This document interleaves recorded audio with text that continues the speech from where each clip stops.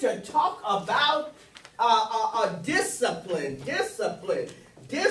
We're going to 1 Corinthians 9, verses 25 through 27. 1 Corinthians 9, verses 25 through 27. When we talk about discipline, and it says, and every man that striveth for mastery is temperate in all things. Hold on to that. He's temperate in all things. He know how to hold himself. He know how to control himself in all matters. He ain't one of them people, the least little thing you said to him, they flying all off the handle. Come on, somebody. Now they do it to obtain a corruptible crown, but we an incorruptible. I therefore so run, not as uncertainly, so fight I, not as one that beateth the air. But I keep my body. Listen to this. But I keep my body. Everybody say I. I. Oh, that's key. But I keep my body and bring it into subjection, lest that any means, when I have preached to others, I myself should be a castaway. All right. Let's study this text and talk about discipline.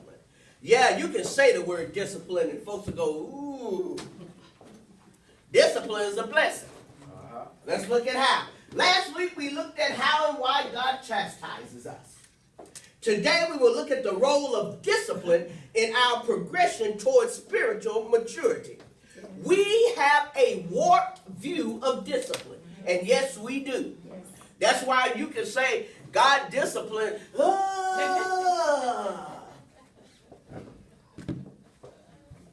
Yeah. We start moaning and groaning. Help us with that. Help us with that. Yeah. It's because, I'm getting a little bit ahead, but I'll come back. It's because discipline, out of the three, discipline is the first place where you make a choice. That's right. That's right. You make the choice. God doesn't manhandle you to get you to act right. That's the truth. You got to comply. Then he'll do what he needs to do. You already, when you went, oh, discipline, oh my God, discipline, oh, Jesus, discipline. Every time you do all of that, what your flesh is doing is saying to your spirit, I ain't ready to act right yet. Oh, that's what I said. That's right. That's right. That's right. You making me act right. You confront me with behavior I got to measure up to. I ain't ready to do that. That's right. That's true. So I find it hard. All righty. We listen to what God said. I thought it was so profound. We equate discipline and deprivation. And that is so not true. Discipline is actually designed to protect us from loss. That's good. But our view's so warped. You say discipline, the first thing we think about what we got to give up, who we got to turn our backs on, all that kind of stuff. No, discipline is designed to protect you. And it's designed to protect you from loss. That's why I'm sure God is looking down from heaven on us, and every time he said, well, I need for you to get this in check and do, I'm pretty sure it disappoints him. That's why we get rebuked, and that's why we get discouraged. Yeah. It ain't got nothing to do with what he's doing. It has to do with what we want to keep doing. Jesus. Break those strongholds. Break those strongholds. Woo! Jesus. We find discipline challenging because it is impossible for it to function outside our will. See, we good for wanting to tell God, please do it, God, please. And God said, no, discipline your role. Now, when you get yourself in a position, you put what the word said, he's temperate in all things, meaning he got some, when you get some control over some stuff, then I can come in and do what I need to do. Otherwise, I can be trying to chastise you, but because you're undisciplined, still miss it. Yeah. Listen. Remember, we control our will, but will has to have a master. Remember we said that. We control our will, but will has to have a master. Will don't know what to do on its own. It's either going to go to the spirit or it's going to the carnal mind. And you know where it went. If you went, oh, and you just hear the word discipline. He didn't even tell you what he wants you to not do or do. And, oh, yeah. Flesh automatically just start crying. Just start wailing. Come on up in here, somebody. There are only two masters to choose from, and they are spirit or the carnal mind. It is according to our depth of discipline. Listen to this. It is according to our depth of discipline as to which choice we will decide to make. Amen. How disciplined are you? How disciplined do you want to be? That's what's going to make the choice. That's why some people can beg God all day, God, please take this away. That's one of the reasons why, that used to be a testimony back in the day. The Lord took the taste of alcohol out of my mouth. The Lord took the taste of cigarettes out of my mouth. The Lord took. And God let me know one day I ain't took none of that. What happened was, I was able to give you a word that taught you, and you accepted it. Once you accepted it and decided to comply, then my spirit came and my strength came to help you keep moving. Jesus. Because if you're not disciplined, soon as stress comes, them things coming out. You're going to get you a square. Amen. Come on, somebody. Okay, y'all act like y'all remember calling them square. Amen. That's good. I like that. Yeah, you're going to get you a square. Listen, and if you don't get it, the urge to go get one is going to come. Come on. All righty. God spoke in his word and said, listen, this was a huge revelation. Listen to it. God spoke in his word and said, if we love him, then we will keep his commandments. Everybody say keep. Keep. The word keep in this scripture deals with the responsibility to uphold and maintain what has already been established. God's will has already been established. So he said, if you love me, you'll uphold what I've already established. What you do is going to show the world that what I said is valid and true and right. That's how our lives supposed to be. Yeah. If you love me, that's what you're going to do. But you can't do that in your own mind, your own frame of mind, as it is. You have to discipline yourself so that you can do that.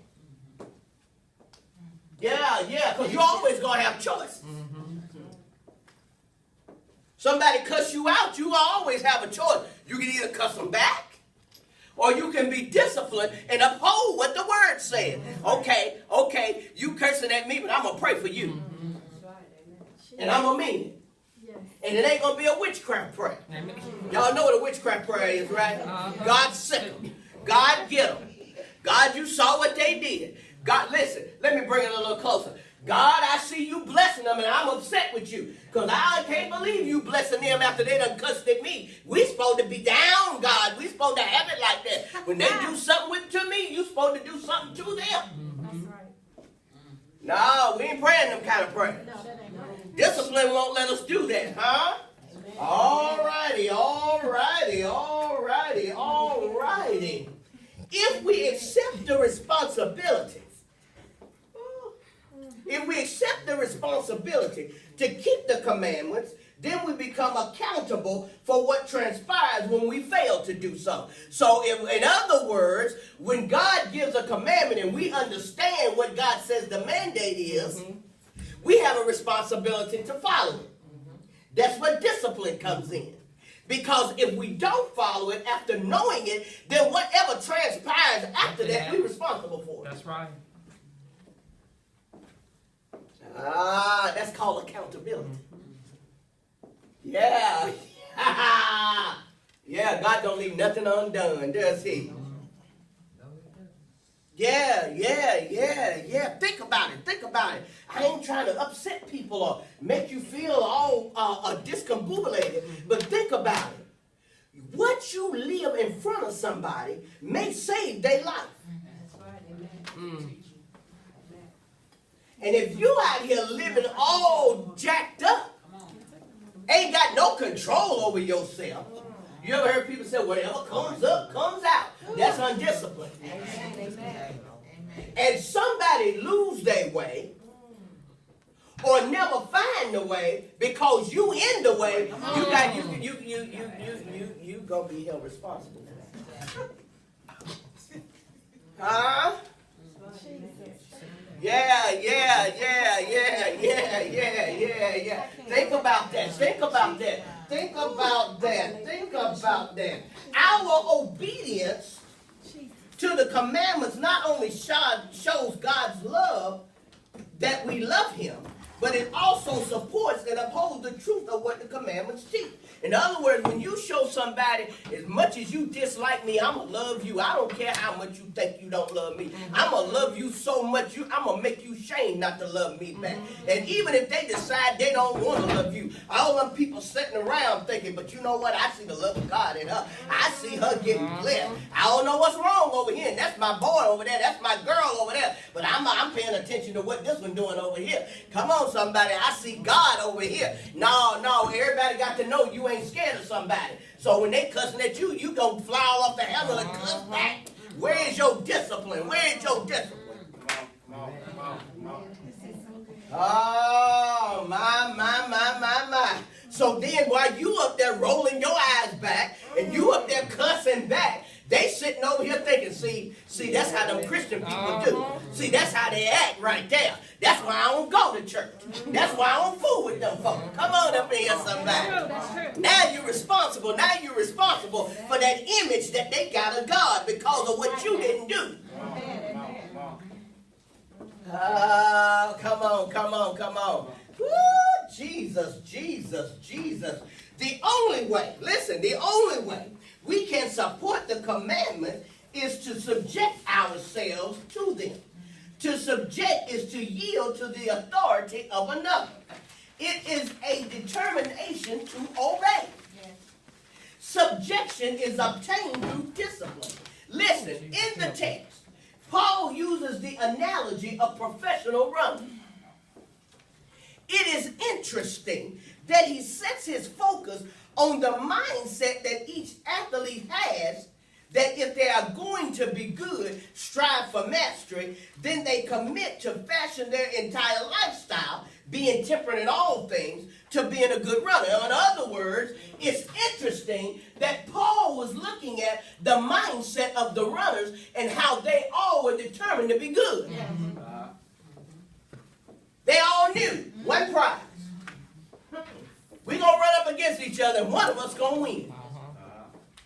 But notice, nobody had it in their mind, well, I probably can't run fast enough, and I probably ain't a good enough runner, and I ain't got enough stamina. You ain't hear all of that. They decided, I'm going to do what I got to do. Yeah, you might win, but you're going to have some competition, because I'm going to get myself together. If it means I got to change my diet, I'm going to change my diet. If it means I got to go home early, I'm going home early. If it means I can't watch my favorite TV show, then I'm going to cut the TV off, because I got to discipline myself. I got to do what I got to do because I got to run in this race. Come on up in here, somebody. Yeah. When he started talking about that, I got tickled. And I thought, well, some of us is changing our diet was enough for us to fall out. Come on, y'all not listening. Y'all laughing, but you know I'm telling the truth. I don't mean no harm. But there's some people sitting in the midst right now. I was one of them. And one of the things I thought, I'm not pleased with the way my body looks. I want to change some things. And then God started putting me on the track. And listen, even now I have to get up in the morning and tell myself, get yourself up and get down there to that Y. You cannot get your body in shape laying here across this bed. You can't get your body in shape eating whatever you want to eat. You can't get your body in shape sitting around watching the television all day. So I had to make the determination to be disciplined enough to get up. Come on. Yeah, discipline is a beast. When you're trying to get yourself under subjection. There are certain things, Brother Chris, I love eating and I love it. I absolutely love it. And I can't have it anymore. Some things he let me cut back, but some things he said cut it all the way out. So now I got to learn how to eat all over again. That's my role. What I look like telling God to change my taste buds. He's not out there in the grocery store trying to buy groceries for me. I'm buying groceries for myself. What I need to do is be disciplined enough. When I get to the cookie aisle, to keep moving.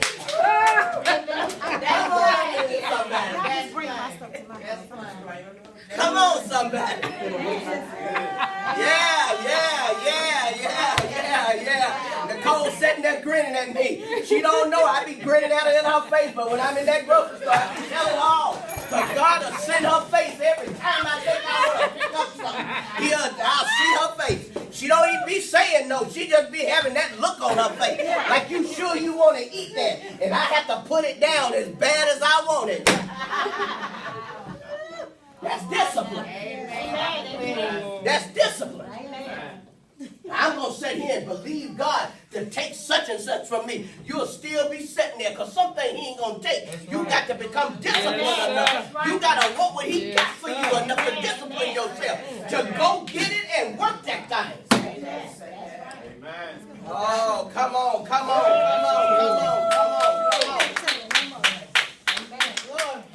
Lack of discipline opens the door to conformity. God said, do it this way. No, God, I like what I'm doing. God, you know what? I'm going to do what you said, but I'm going to try to shake that thing around what I'm already doing. That's not discipline. All righty. Listen to this. He explains, we're still talking about the mindset of the runner. He explains that this is the mindset that he uses to model his ministry after and urges us to do the same. He realizes, as should we, if we are to master our service for God, then we have to take the initiative to discipline ourselves in all things so that not only do we accomplish being good at performing our ministries, we protect the integrity of them as well. It's not enough to be able to do a ministry and say, woo, Sister Shirley, you know I got it going on when I put them drumsticks in my hand. You know, Sister Shirley, I can beat them drums. And I have to agree with you. Yes, you can, Brother Chris. Yes, you can. But what good is it?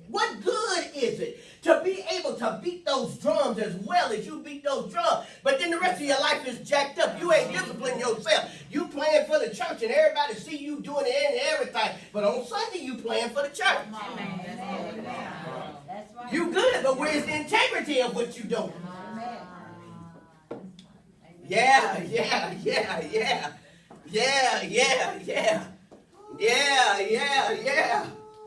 God can tolerate you going and playing the nightclub more than he can you going and doing whatever, smoking, I hope you don't do that. So sometimes God will get me talking, and stuff and just start coming out. Yeah. Come on, somebody. So don't get all wrapped up in the fact, well, God has blessed me and I'm good at what I do. Oh, that ain't enough. What about the integrity of what you do? Are you upholding the integrity of what you do? Is God glorified after you do what you do? Come on up in here, somebody. Come on, somebody. I know some preachers that can preach paint off the wall, but their lives jacked up. There ain't no integrity in what they do. I'd rather get somebody monotone that's going to tell me the truth every word they say than have somebody flipping off of pews and hanging from light fixtures, messing with my emotions, and then go out there and start committing adultery.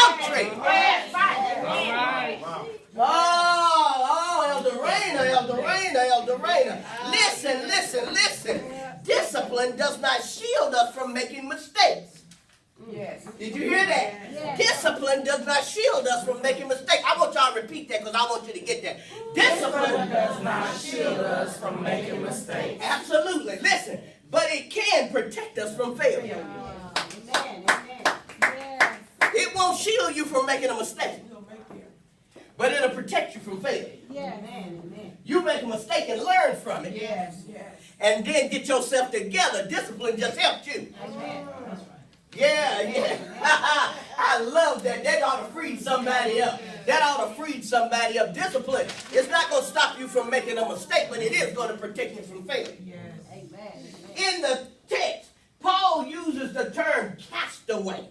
In the original Greek, the term castaway is one who fails the test or one who is rejected as having no worth. When God sees you as when Paul talked about, after I preach to you, I'll be a castaway if I don't discipline myself. What he's saying, after I preach to you, then I'm worthless. My integrity is in question. That's why I do what I do. So I won't be a castaway. I won't be termed as worthless. Oh, come on. He disciplines himself so that he won't be a failure. Not so he won't make mistakes, but so he won't be a failure. He determines that it is a must that he deals with the issues within himself that could possibly cause him to be a failure and what he does in ministry to be devalued. Listen to that. Paul deals with himself. Look, there are certain things I know it's there. I don't care how much when I'm right in your face, I try to act like it ain't there. I know what's there. I know what's in the prophetess. I thought about you, how you always said, Pam Benton, like you talking about somebody else. I know what's in prophetess Benson. I know those issues Elder Benson deal with that I don't talk about. I know those things that I wrestle with when I ain't in your presence. Yeah. I already know that. So it's my duty, if I'm going to uphold the integrity of the office of elder, and if I'm going to uphold the integrity of the office of prophet, to get in a position myself where I can be dealt with by God. That's my job. That's my job. I can't go out here and just do what I want to and then think, God, you didn't show up to help me. No, that ain't how it works. I can't devalue what God has given me because I don't want to discipline myself to be worthy of it. I want it, but I don't want to uphold its integrity. I want the call because I want the respect that I think the collar brings. Well, check this out. The collar only has as much respect as you have. Yeah.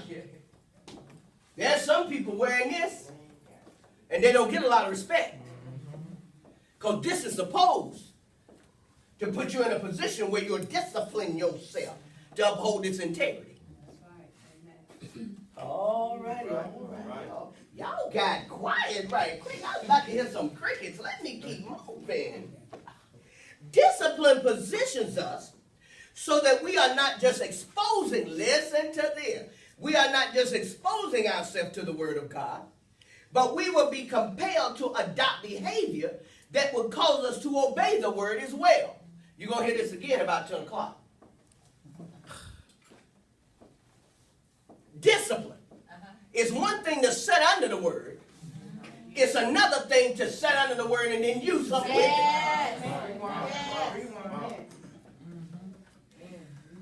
We are good at collecting words. We good at it. We got about 130 translations of the King James Version of the Bible. I don't know if it's 130, but we got a lot. We go to the church every Sunday. Most of us Sunday and Wednesday. We uphold the integrity of showing up. But what about what do you do with what you heard? And you know what you're doing, what you heard, by how your life is going through the week. Yes.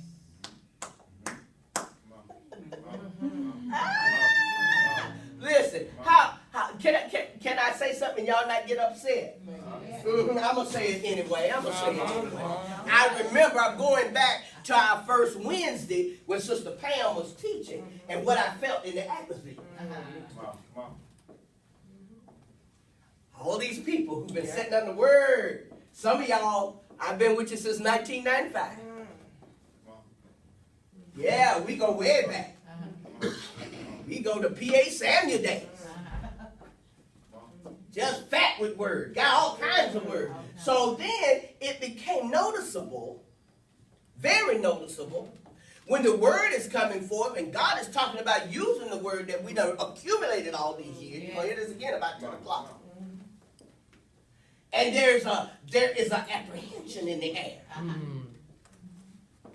Listen, there was even no excuse for an apprehension that said, well, you know, I ain't never done it before, so I don't know what to do. Why haven't you ever done it before? You mean to tell me you've been collecting words since 1995? Come on, somebody. That's because there was no discipline. All righty. There was my crickets. I almost heard them a while ago, but I sure heard them that time. I heard them that time, Sister Pam. All righty. James instructs us to be doers of the word and not just hearers. That's James 1:19-27. He points out that the importance of the disciplinary aspect of doing is what determines how we get blessed. Did you hear that? We know that every promise in the word has a principle attached that we must follow in order to obtain the promise. Refusing to embrace the disciplinary aspect of doing the word not only disqualifies us from being eligible for the promise we seek, but it also eliminates the prospect of becoming what the word says we can and should be. I said all that to say this. The word does discipline us. When you following the principles, you have to be that's a disciplinary aspect to the word. When you refuse to listen to the word, if you just want to hear it, but you don't want to do it, all right, number one, it eliminates you from getting blessed. But most of all, not only does it eliminate you from getting blessed, it cuts off any future blessings. What you can have, what you can be. You just went from dreaming to fantasizing. Yes, deacon. Yeah. Don't start nothing, deacon. Don't start nothing. All righty.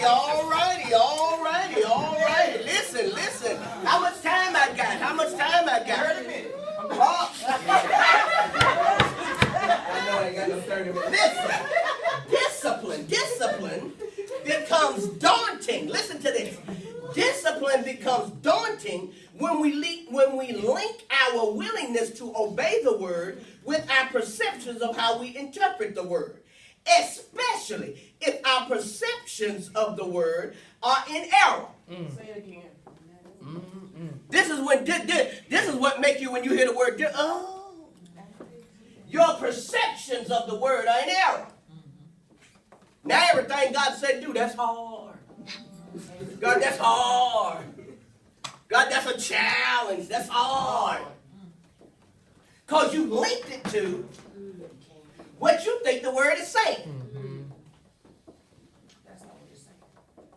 And much of what we believe the word is saying ain't what the word is saying.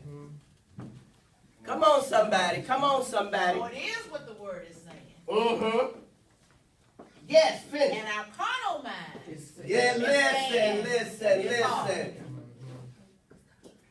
listen. Listen, maybe this will help clear it up. Without clear interpretations and understandings of the word, then obedience is at the risk of being replaced with logic. Logic is what we accept as truth according to our senses. That's it. We think we're obeying God and we're actually functioning logically. Listen, logic may be factual and may even be valid, but it is not truth. Logic will deal with facts, because logic deals with what it sees. Logic interprets what it sees, not what can be. Not really what actually is. That's right. Not in the spirit realm. That's right. That's right. Listen. Logic may be factual and maybe even be valid, but it's not true. If we determine to shape and fashion the word around our logic rather than disciplining ourselves to walk after the truth, then the wisdom of the truth becomes questionable. If we obey in logic, not wisdom, now wisdom looks crazy. Now God's saying, believe me for this. But logic saying, I can't believe like that. I can't do that. Because logic will start talking. Yeah. I'm thinking about the young lady we met yesterday that has taken on the second job. Logic told her, that's wisdom. Do what you got to do to make up your income. But that ain't true. Is that good? And so when discipline speaks and says, look, that other job is in the way. I'm going to take care of you with one job. Let this go so I can do what I need to do through you. Now this looks questionable. This looks crazy. Now you got to explain, but I got to have this. Come on, somebody. Come on, somebody. The principle is just give me 10% of the one. Come on now. Come on now. Just tithe out of the one. Yes. Let me have out of the seed of the one. Listen, I promise to bless you. I even said I'll open the windows of heaven and pour you out a blessing that you won't have room enough to receive. Listen, that tells me it'll pay my car payment, pay my mortgage, pay my house off. I ain't got to worry about my light bill, my phone bill, my water bill. I ain't got to worry about none of that stuff. All I got to do is obey the principles that God said. But we don't want to do that. We got all other ways we want to do it. We want to fashion the principles around our logic. Yeah, we are. Now we're trying to defend our logic. God ain't said do that. We know it. God ain't said do that. That ain't what he said. But that's what we want to do. That makes it easier. I can work 2 jobs and make it. And listen. And then you confused when you working 2 jobs and still ain't making ends meet. Now this ain't making no sense. I had this figured out. I'm talking about something I used to do. Come on up in here, somebody. Oh, listen. I see your hand, Deacon. I'm gonna get you. I'm gonna get you last because I think you're gonna try to start something else. When wisdom becomes questionable, then our scope of possibilities become narrow.